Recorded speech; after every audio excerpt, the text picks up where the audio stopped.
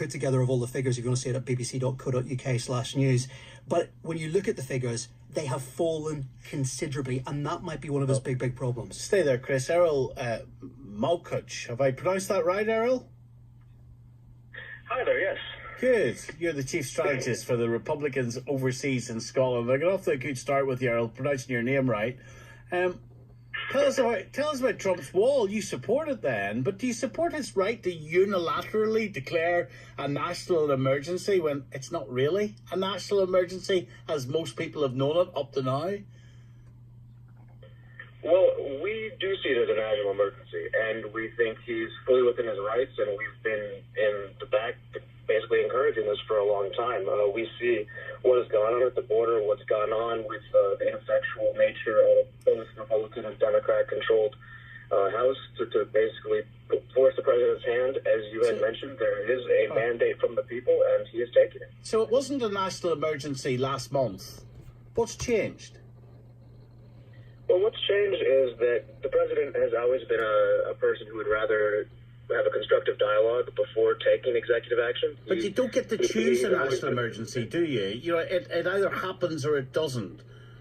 So what's changed from last year to now? What's changed is that the U.S. Legislature has been unwilling to, for some magical reason, recognize the serious threat that has been going on, and the fact that voters have been very upset about it.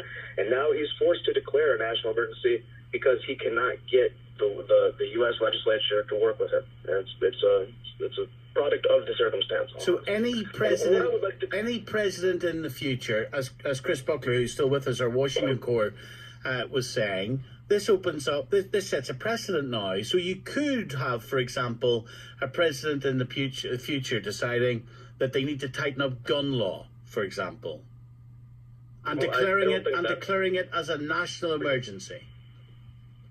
Well, yes, if there was an unscrupulous president, Democratic president in the future who wanted to do that, that would certainly be conform. Why would it be unscrupulous? Well, because the difference is we're facing basically a foreign invasion of our southern border. That's what Trump has been saying. That's what his supporters have been voting on. And this is a national emergency. When you look at the opiates, when you look at the drugs, when you look at the crime, it certainly isn't the same thing as domestic, internal gun things, to speak on that hypothetical that you brought up. David? Well, it's just incredible to hear him state directly that the national emergency in the White House's view is that Congress doesn't want to do what the president wants them to do. I mean, that's not a national emergency. Our constitutional system is not a national emergency. So, I mean, that right there is the whole point. Now this is an emergency because Congress has turned him down yet again in this funding fight. And so now he is trying to steal money from our Defense Department, from our military, to spend it on this campaign promise. Hang on. To be fair, though, is it really stealing it from the military whenever it is money that the argument would be from President Trump would be that is he really stealing money because what he's doing is he's specifically reinforcing the southern border? That is an issue for the military. The forces have been assigned and deployed to the southern border. Not under American law. Not under American law. Soldiers are specifically prohibited from engaging in any type of border apprehension or border enforcement. But they have been deployed to the border, haven't they? Law enforcement matter, not no, but they are in support at the moment at the border, aren't they? They're standing around down there, but they're not allowed to do any border enforcement of any kind. The president has just ordered them to stand down there to look tough to appease his political supporters. But under our laws in the United States, you are not allowed to use the military to enforce immigration laws. That's a civil matter, not a matter for military. The use of the word invasion is entirely disingenuous. An invasion is when a foreign government sends people into our country to effectively try to take it over. These people are coming here for work opportunities, trying to reunite with their family, trying to seek safe haven from violence and murder in Central America. That is not an invasion. They're not trying to take over our country. They're trying to seek protection. They're trying to contribute to our country economically. That is not a national emergency. We need to fix our immigration laws. We need to make changes to border security. But the idea that the president can just unilaterally grab money from our Defense Department that was appropriated by Congress and then use it for what is essentially a political campaign promise is just not correct. Errol? Well, I find it incredibly offensive, the idea that he is being accused of stealing the money. There's going to be $3.6 billion from a military construction fund and $2.5 billion from a Defense Department counter-drug activities fund, essentially money counter-narcotics programs and funding. And I'm an immigrant to this country from Turkey, and it's an incredible thing to think that what is going on at the border is political. These are lives on the line. Angel mothers who've lost their children don't think it's some small joke that you stopped 1 or 2 people. It's not a small joke to stop 20% of the fentanyl coming to this country. What I would like to convey more than anything else is the unique nature of the border crisis today is that aliens being apprehended cannot be removed in the sense that Mexicans or Canadians caught in illegal border crossings can quickly be repatriated. But other nations, migrants from other countries, go through a longer process. So this program has been broken down. Hang on, Earl. Though. Can we just look at the facts though? Because you say that, for example, that there is a real problem in terms of people coming across the border. The truth is, and this is fact, the number of people who overstay their visas is considerably more than those trying to cross the border. Yes. Invasion, as you keep on saying, the number of apprehensions on the US-Mexico border is a quarter of what it was 18 years ago.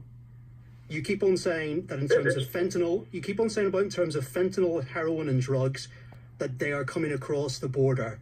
Actually, the reality is they come through ports of entry, according to the statistics, more often than anywhere else, and that's one of the biggest concerns through proper ports of entry. Are these, and again, violence. You talk about violence about people involved with coming into this country. Actually, amongst the illegal immigrant community, amongst the immigrant community, crime is lower than those who live and are native to America. These are all facts, and yet you basically are telling lies, aren't you, in terms of scaremongering here? No, quite to the contrary. It's quite what if that is untrue? I think he needs to reply to that. I would love to reply. So yes, the amount of border crossings in the last 2 decades has reduced. But for example, U.S. Border Patrol apprehended about 400,000 people crossing the U.S.-Mexico border for fiscal year 2018. That's roughly up about 100,000 from the prior year. Yes, overall trends are going down. I don't disagree with you with that, but that doesn't mean that 400,000 individuals who we don't know about, who didn't have the right to be in our country, came in and were apprehended. That's a serious issue. When we talk about ports of entry for drug interjection to U.S. society, yes, the majority of drugs is coming through ports, but the largest U.S. fentanyl bust was just made recently down at the border.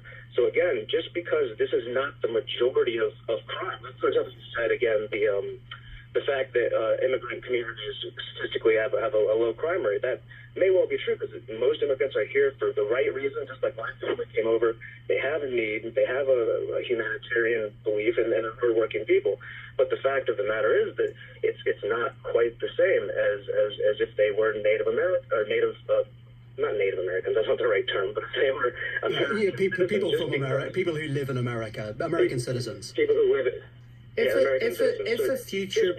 a future president, Errol, stands up and says there is an invasion of guns in our country and I'm declaring a national emergency to tighten up gun law, will you support that? His right to do it. I would say his right to do it. Who's going to confiscate the guns? The military? The military. Would you support a president's right to declare a national emergency around gun control? No, because that is not the same issue as a porous border. Would you support? But if a future president decided it was, would you support the president's power to do so? Well, or do you think it needs, or do you think it would need the support and the consent of Congress? Well, I think when we're talking about the Second Amendment, it's, again, a different issue.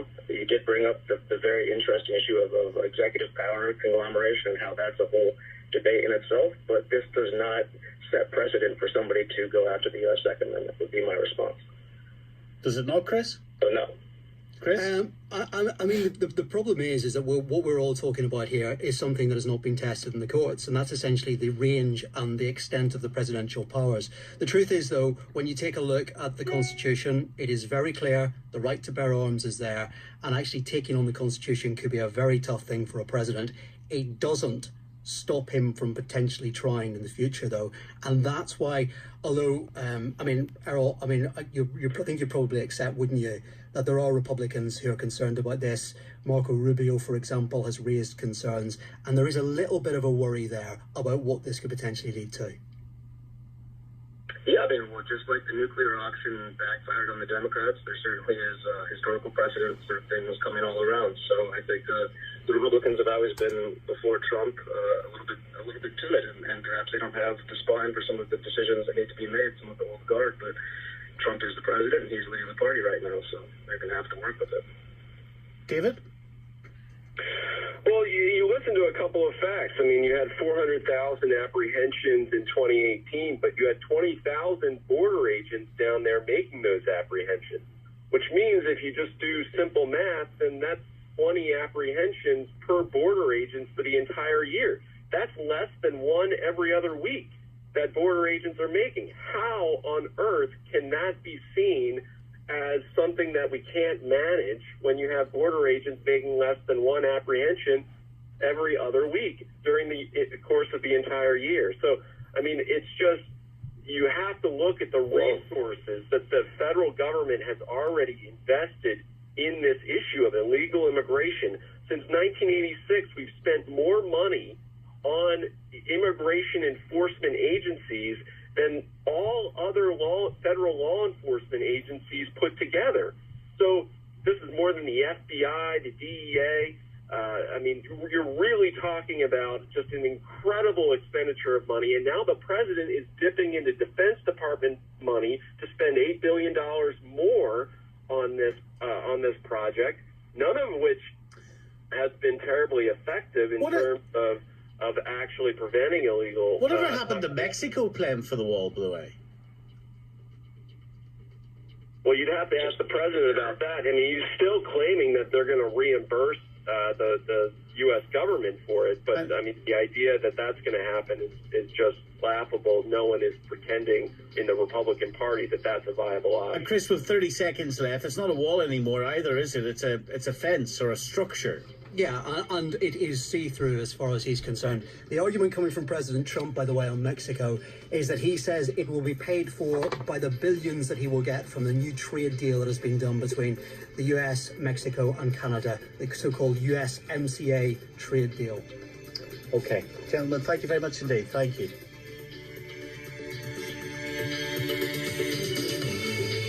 Roger.